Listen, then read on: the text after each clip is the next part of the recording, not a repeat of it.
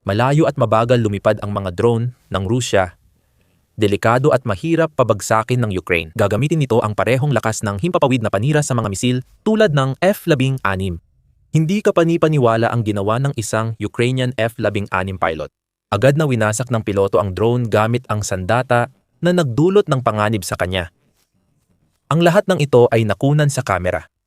Panoorin kung paano ginawa ng piloto ng Ukraine ang hindi kapani-paniwala at ipapaliwanag namin kung bakit mas mahirap ang putok na ito kaysa sa inaakala. Magsimula tayo sa isang pagpapatumba. Noong 8 ng Pebrero, nagsimulang kumalat sa internet ang video na tumagal lamang ng ilang segundo. Ipinapakita nito ang lahat ng kailangan nating makita para mapatunayan iyon. Gumawa ng kamanghamanghang bagay ang F-16 piloto ng Ukraine. Isang Russian Geran-2 drone ang nakita sa ere habang kinukunan ng video ng mga tao sa lupa. Puno ng kakaibang ugong ang hangin. Papunta na ang drone sa target at tila walang makakapigil. Pagkatapos, boom! Sumabog ang drone at nagliyab sa apoy. Ang taong nagvi-video ay napaatras sandali. Nagulat sa laki ng pagsabog. Naitutok nila uli ang kamera sa langit at nakita kung ano ang sumira. Isang Ukrainian F-16 na dumaan habang bumabagsak ang mga bahagi ng drone. Mas marami pang detalye tungkol sa pag-atake ang nagsimulang lumabas matapos maging publiko ang video. Isa ang The Aviationist sa ilang outlet na tumukoy sa drone bilang Russian Geran-2 na base sa Iranian Shahid 136. Ibig sabihin, ito ang drone na gamit ng Russia sa long-range na estratehiya. Noong Enero pa lang, mahigit 6,000 attack drones ang ginamit nila sa Ukraine. Ang F-16 ay pinaniniwala ang pinatakbo ng miyembro ng 100 at 7 Separate Aviation Wing ng Ukraine. Madaling tingnan sa video, pero mahirap talaga ibagsak ang isang Russian Geran-2 at ipapaliwanag namin ang mga dahilan kung bakit. Una, kailangan mong isaalang-alang ang bilis. Ang mga F-16 ay bumibiyahe sa napakabilis na bilis na mas mataas pa kaysa sa kayang gawin ng kahit anong long-range drone ng Russia at nagdudulot ito agad ng panganib, gaya ng binanggit ng Kiev Post. Ayon sa mga eksperto, sobrang delikado ang mga engkwentrong gaya ng nahuli sa kamera dahil kahit maliit na pagkakamali ay pwedeng magdulot ng sakuna. Ganoon pa rin kahit F-16 lang ang kalaban ng isang Geran-2. Ang F-16 ay kayang umabot sa pinakamataas na bilis na Mach 2 kapag nasa taas, nakatumbas ng humigit kumulang 1,000 at 500 milya bawat oras. Ang nakita sa footage ay lumilipad ng medyo mababa para labanan ang drone ng Russia na delikado na rin sa sarili nito. Kaya malamang na mas mabagal ito kaysa sa pinakamataas nitong bilis. Posible nating isipin na ang F-16 ng Ukraine ay mabilis tumakbo. Maaaring lampasan pa ang sound barrier para maabutan ang drone ng Russia. Sa kabilang banda, ang Geran-2 ay may bilis na 100 at 80 kilometro o 100 at 1 milya bawat oras. Gayunpaman, may mga jet-powered na version din ng drone na sinasabi ng Russia na kayang umabot ng bilis na 800 km o halos 500 milya bawat oras. Kung ito ang drone na tinutukoy, siguradong mas mabagal ito sa ganitong bilis. Dahil sa mababang altitude, mabilis sana itong lumipad sa ibabaw ng mga tao. Ipagpalagay nating ang Geran-2 sa video ay isa sa mas mabagal na version. Ang ibig sabihin nito ay gumamit ang Ukraine ng isang airframe na kayang lumipad ng halos 20 beses na mas mabilis kaysa sa Geran-2 para sirain ang drone. Parang pinagsasabong mo ang Olympic sprinter sa taong tumatakbo paatras at nakapiring.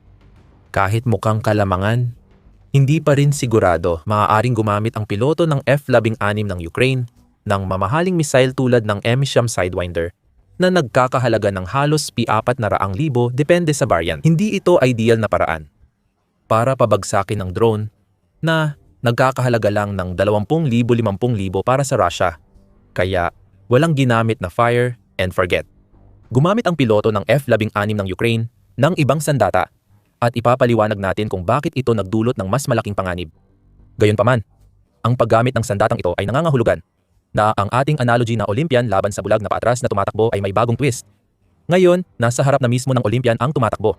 Layunin nilang alisin sa laro ang tumatakbo ng hindi nagkakabanggaan gamit lang ang isang baril habang mabilis silang tumatakbo.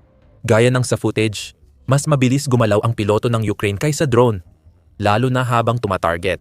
Isang maling putok o kalkulasyon ay maaaring magdulot ng sakuna, tulad ng banggaan. Kung mangyari yon, ang pagsabog mula sa Geran 2, na mas malaki pa kaysa drone, ay tatamaan ang F-16 pilot. Dapat tama agad ang piloto sa unang subok. Maniwala kayo sa amin na hindi pinadali ng napiling sandata ang gawain dahil hindi ito missile, gaya ng nabanggit namin.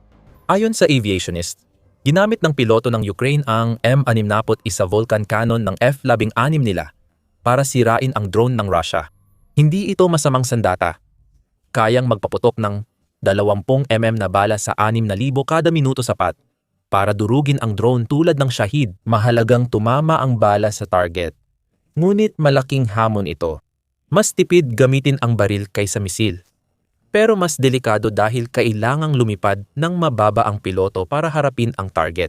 Ayon sa War History Online, ang kanyon ay may epektibong layo ng putok na hanggang 600 metro o halos 2,000 talampakan. Kailangang lumapit ang F-16 sa drone ng Russia para magamit ng epektibo ang kanyon kapag bumibiyahe ito sa Mach 2. Sa pinakamataas na epektibong layo, ang F-16 ay tatakbo sa 2,000 at 200 talampakan bawat segundo, kaya malalampasan ito sa wala pang 1 segundo. Sandali lang ang oras ng Ukrainian pilot para bumaril at umiwas sa Russian drone, lalo na sa pinakamabilis nilang lipad. Kahit hatiin ang bilis ng Mach 1, wala pa ring 2 segundo ang kailangan para magawa ang tumpak na putok bago magbanggaan ang F-16 at drone. Hindi mahalaga kung mabilis kang magpaputok ng kanyon kung hindi naman tumatama sa target sa tamang oras. Sakuna ang kahihinatnan. Tulad ng sabi ng aviationist, mas delikado ito kaysa magpalipad ng air-to-air missile mula malayo. Kapag naging matagumpay, epektibo ito. Pero kapag nagkamali, maaari nitong ikapahamak ang eroplano at ang bihasang piloto. Malamang naiisip mo na ngayon kung gaano kagaling ang mga piloto ng F-16 ng Ukraine para magawa ang ganitong pagpatay. Pupunta tayo dyan pagkatapos at tatalakayin ang kakaibang irony dito, pati ang isa pang panganib na hinarap ng F-16 pilot ng Ukraine kaugnay nito. Ang mismong bagay na nagpapabisang F-16 bilang isang fighter jet kapag humaharap sa mga tradisyonal na banta na dapat nitong harapin, tulad ng mga missile at iba pang eroplanong pandigma, ay siya ring dahilan kung bakit delikado itong gamitin laban sa isang drone. Ayon sa national interest, pinapalakas ng supersonic na bilis ang kakayahan ng F-16 sa interception. Gayunpaman, ang kakayahang iyon ay para sa mabilis na eroplano at missile, hindi sa mga drone. Ang bilis na nagpapahintulot sa F-16 na makasabay sa isang uri ng sandata ay maaring magdulot ng mga banggaan sa ere na nabanggit natin kanina. At malamang na nangyari na nga. Nawalan na ang Ukraine ng mga F-16 sa mga pag-atake ng drone noon. Pagsapit ng Mayo 2025 bumagsak ang 3 F-16 ng Ukraine. Ang huli ay habang ginagamit ang M61 kanyon laban sa mga target sa ere. Ayon sa military expert na si Wes O'Donnell sa isang artikulo, malamang sinusubukan ng F-16 na pabagsakin ang cruise missile o paparating na drone. Nagawang pabagsakin ng F-16 ang 3 sa 4 nitong target bago nagkaroon ng emerhensya sa eroplano at ito ay bumagsak. Sa kabutihang palad, nagawang mag-eject ng piloto sa tamang oras matapos ilayo ang kanilang jet mula sa mga mataong lugar at nasa maayos siyang kalagayan. Ngayon, hindi natin alam kung isa sa mga target na sinusubukang sirain ng piloto gamit ang kanilang M60. Isa ay tumama sa F-16. Posibleng may depektong mekanikal na sanhi ng labis na pagliko at pag-ikot ng piloto para habulin ang mababagal na target. Ang punto namin, alam ng F-16 pilot na gumawa ng kamanghamanghang aksyon noong Pebrero kung gaano kadelikado ang ginawa niya. Nakita na nila noon na nagdulot ito ng sakuna, pero tinaya pa rin nila. At nagbunga ang panganib na iyon para magdagdag ng matinding tagumpay sa ibabaw ng panganib na ito. Noong linggo, posibleng may iniisip pang iba ang piloto ng F-16 ng Ukraine habang nilalapitan ang drone ng Russia. Ayon sa aviationist, naglagay ang Russia ng Sham K-300, 33 Verber manpads sa kanilang Garan drone. Nadiskubre ito ng matagpuang buo pa ang drone sa Ukraine na nagpapakitang ikinakabit sa ibabaw ng Geran 2 ang mga manpads. Bakit ito mahalaga? Ang manpad na ito ay may R-60, infrared guided short-range air-to-air missile mula Soviet era na kayang iputok sa mga missile o eroplanong aatake. Hindi natin alam kung ilang Geran 2 ang may manpads o kung ang drone na pinabagsak ng Ukrainian pilot ay meron nito. Kaya sa video, ilalim lang ng drone ang nakikita. Ang alam lang natin ay ginagamit ng Russia ang binagong version ng kanilang long-range drone. Ibig sabihin, may kakayahan na ngayon ang ilan sa kanilang Geran 2 na gumanti ng putok sa mga paparating na F-16, panganib sa ibabaw ng panganib sa ibabaw ng panganib. Para malampasan iyon, kailangan ng Ukraine ng natatanging piloto. Magandang balita na may natatanging piloto ang Ukraine gaya ng nakita sa mga video. Matagal nang nagsanay ang mga piloto ng Ukraine sa paggamit ng F-16 bago pa dumating ang unang fighter jet sa bansa. Noong Disyembre 2020, iniulat ng Forces News na nagsanay ang mga piloto ng Ukraine kasama ang United Kingdom Royal Air Force at nagpatuloy pa sa pagsasanay matapos tapusin ang Russian Federation na programa. Ang unang batch ay binubuo ng 6 na piloto at marami pang susunod pagkatapos nila.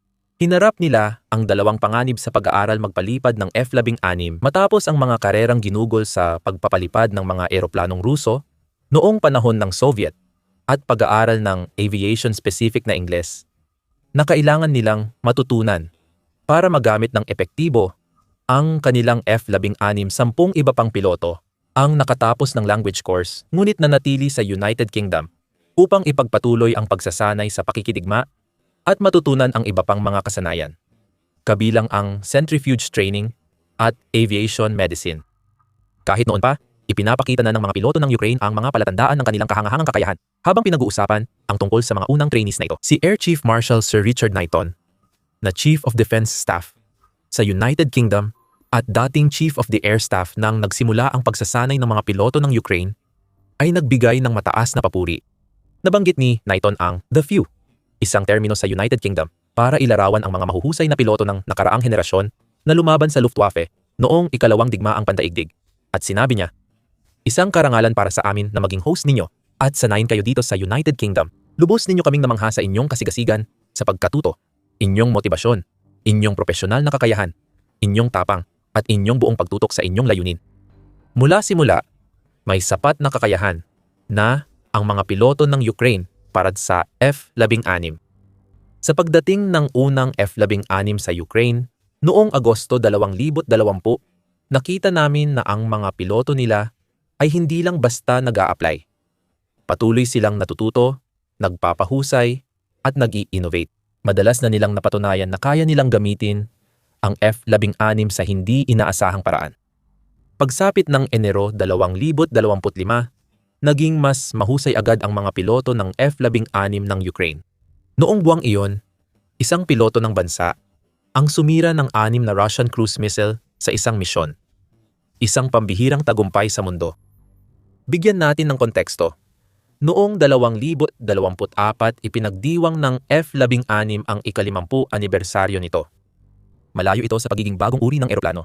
Ibig sabihin, sa edad na iyon, posible nang may piloto na gumawa ng ginawa ng piloto ng Ukraine noong Enero 2025. Ngunit ngayon lang ito nagawa matapos makuha ng mga piloto ng Ukraine ang Western fighter jet. Agad ding pinuri ng veteranong United States Air Force pilot na si John Venable ang tagumpay na ito. Sinimulan na ng mga piloto ng Ukraine pagsamahin ang Western training at Cold War skills para makabuo ng bagong estilo ng paglipad na dapat pag-aralan ng kanluran. Ang kakayahan mong lumipad ng mababa para mailantad ang sarili at magbagsak ng armas o pabagsakin ang ibang eroplano. Hindi biro makuha ang kasanayan ng mga teknik ng mga piloto ng Ukraine ayon kay Venable. Matagal bago mo magawa iyon. Sa proseso, madaming mawawalang eroplano at piloto dahil sa banggaan sa lupa. Mga taktika ito noong Cold War na ayon kay Venable, na master na ng Ukraine. Makabubuti rin sa United States na balikan ang mga estratehiyang iniwan nila noong 1990 dekada para magawa rin nila ito. Sa mahigit 1 taon, naging guro na ang mga estudyante. Sa F-16 marami pang susunod. Isang taon matapos ang komento ni Venabel, pinatunayan ng Ukraine ang mas mataas na inobasyon gamit ang F-16. Sa simula ng taon, iniwan ng mga piloto ng Ukraine ang karamihan sa mga taktika ng NATO sa labanan. Sabi ng isa sa kanila, pagbalik namin mula sa pagsasanay, hinarap namin ang realidad. Ang mga taktika na itinuro sa amin sa ibang bansa ay hindi ganap na angkop para sa digmaang nilalabanan namin. Dahil ang mga taktikang iyon ay batay sa mga digmaan na nilabanan ng aming mga kaalyado noon. At ang digmaang ito ay lubos na naiiba. Ang hamon ng Ukraine ay ang taktika ng NATO na magtaglay ng air superiority gamit ang dami at husay. Magaling ang Ukraine, pero kulang sila sa bilang laban sa Rusya. Nag-adapt muli ang mga piloto at muling inisip ang natutunan nila sa plataporma ng United States Air. Paano sirain ang cruise missile, pabagsakin ang drone, at labanan ang Rusya malapit sa front line nang hindi nalalagay sa panganib. Lahat ito ay kailangang matutunan ng mga piloto ng Ukraine. Ang Western na pagsasanay ay naging pundasyon lang, hindi kabuuan ng kanilang kaalaman. At dito tayo bumabalik sa footage. Para sa karaniwang nanonood, ang video na nagsimulang kumalat sa internet noong Pebrero ay hindi mukhang kapansin-pansin. Isang drone ng Rusya ang pinabagsak mula sa himpapawid ng isang F-16. Tama naman, mas malakas talaga ang F-16 kumpara sa mga drone. Pinapakita ng video kung bakit natatangi ang mga piloto ng Ukraine sa mga nakakaalam. Nakakabilib ang bilis nilang magpaputok kahit may banta ng ganting putok. Kailangan din bang mababa ang lipad ng piloto ng Ukraine para magpaputok agad? Maraming isinabay ang piloto para malampasan ang insidente. Hindi siya nasaktan at nadagdag pa ang Rusya na drone sa tala nila. Kaya kitang hindi ordinaryong putok ang nasa video. Kakaiba ito. Pinaka nakakagulat. Matagal nang ginagawa ng Ukraine ito mula nang makuha nila ang F-16 noong Setyembre 2025. May video pa ng F-16 ng Ukraine na pinabagsak ang Shahid pipe drone. Hindi ito gaanong naibahagi kumpara sa bagong video at mahirap malaman ang totoong nangyari. Maalog ang kamera at ang taong nagvi-video ng insidente ay halos hindi na nakuha ng maayos ang nangyari. Dagdag pa rito, mukhang mas mataas ang altitude ng F-16 habang ito ay lumilipad. Makikita mo pa rin sa video kung titingnan mong mabuti. Isang F-16 ang dumaan at may Russian drone na naging abo, ayon sa Air Force ng Ukraine. Ang paggamit ng F-16 ay naging tinik sa kalaban. Simula ngayong taon, sinabi ng Ukraine na 1,000 Russian cruise missiles at attack drones na ang kanilang napabagsak, karamihan ay hindi gamit ang air-to-air missiles. Kung ganoon, milyon-milyong dolyar ang magagastos ng Ukraine sa bala kaya M61 ang magiging pangunahing sandata nila. Hindi lang Pebrero, kundi halos bawat labanan. Ginawang sining ng Ukraine ang pagbagsak ng mga aerial asset ng Russia. Alam ng mga piloto ang panganib, may kakayahan sila. At noong Pebrero, ipinakita ng isa ang kanyang galing. Sa bihirang pagkakataong na video sila sa ginagawa nilang mahigit 1 taon, marami pang susunod na ganitong eksena. Mahigit 1 taon sa Ukraine bago makamit ang 1,000 aerial kills. Posible nilang maabot ang 2,000 bago matapos ang 2026 patunay sa kahalagahan ng eroplanong ito at ng mga piloto sa depensa ng Ukraine kontra Russia. Kung akala ni Putin na pangdepensa lang gagamitin ng Ukraine ang F-16, dapat niyang pag-isipan ulit. Alam ng Ukraine kung paano gamitin ang United States fighter jet para makapinsala sa lupa. Noong dulo ng Nobyembre 2025, nilinlang ng Ukraine ang mga puwersa ng Russia sa Mirnarad papunta sa Bitag at ginamit ang F-16 sa koordinadong kontra-atake na nagdulot ng malaking pinsala sa Russia. Alamin kung paano pinalaya ng Ukraine ang impyerno sa Mirnarad sa aming video. Kung nagustuhan mo ang video, mag-subscribe sa The Military Show para sa mas malalim na talakayan kung paano ginagamit ng Ukraine ang mga sandata mula kanluran. Salamat sa panonood.